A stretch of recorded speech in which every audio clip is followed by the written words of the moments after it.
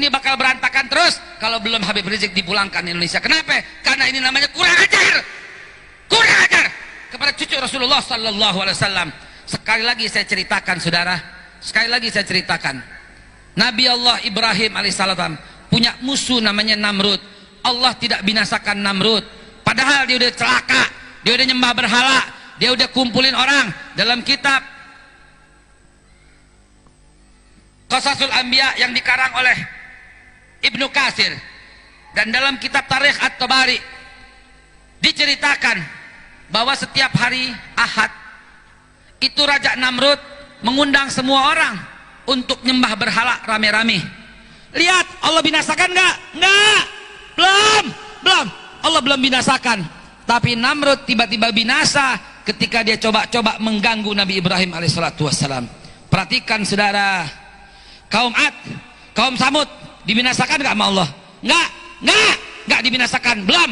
Tapi ketika menghina, membunuh unta Nabi Saleh, akhirnya binasa. Lihat, Allah yang marah kalau ulamanya digituin, Allah yang marah kalau para nabinya digituin.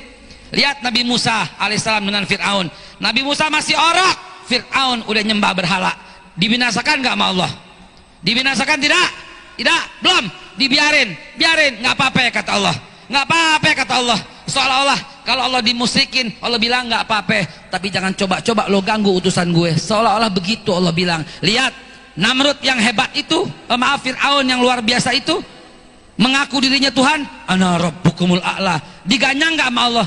Nggak diganyang. Kata Allah biarin, nggak apa-apa. Tapi lihat saudara, ketika Fir'aun coba-coba ganggu Nabi Musa, mengejar Nabi Musa, digulung oleh Allah Subhanahu wa taala, saudara.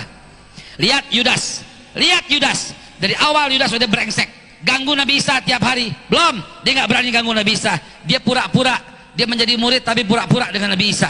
Lihat, padahal dia celaka. Dia main judi di Masjidil Aqsa, kalau sekarang istananya Herodes. Dia main judi, dikumpulin perempuan. Itu kerjaannya Yudas Iskariot. Diganyang nggak sama Allah? Belum diganyang. Sampai dia coba-coba menyakiti Nabi Allah Isa, diganyang oleh Allah, dimatiin sama kaumnya sendiri, sampai diserupakan dan disalib dirinya sendiri. Sekali lagi saudara, dari dulu yang namanya Abu Jahal, Abu Lahab yang kerok. Abu Jahal, Abu Lahab dari dulu brengsek, tapi dibinasakan gak sama Allah? Belum. Dari dulu dia makan riba, dari dulu dia perkosa orang, dari dulu dia berbuat jahat, dari dulu dia suka membunuh. Dibinasakan gak sama Allah? Belum, gak dibinasakan. Tapi ketika Abu Lahab, Abu Jahal mencoba-coba ganggu Nabi Muhammad, digulung oleh Allah Subhanahu wa taala. Orang berkata kepada saya, Ustadz Haikal, hari ini Nabi udah kagak ada. Betul, Nabi nggak ada, betul. Hari ini para Rasul udah nggak ada. Saya bilang betul, para Rasul nggak ada. Tapi andai kata Nabi Muhammad masih ada di tengah-tengah kita, kira-kira apa yang terjadi kalau cucunya diginiin? Kira-kira apa yang terjadi kalau Rasulullah masih ada dan cucunya mau pulang aja susah, saudara? Kira-kira apa yang terjadi? Ya Allah, ya Rabb, kepada pemerintah kami menghimbau, kami mengajak, kami mohon sekali lagi kepada pemerintah, jangan hinakan para habaib, jangan hinakan para ulama. Kalau antum hinakan habaib, kalau antum hinakan ulama, maka ini artinya mengundang azab Allah untuk menggulung Indonesia, saudaraku. Lihatlah di sosial media, dihina tiap hari. Lihatlah mulut-mulut itu dibiarkan oleh polisi. Lihatlah, tiap hari orang menghina Habib Rizik di televisi. Tiap hari orang menghina Habib Rizik dalam dialog dia dikatain. Lihat apa balasannya Habib Rizik. Habib Rizik malah doain mereka, saudara.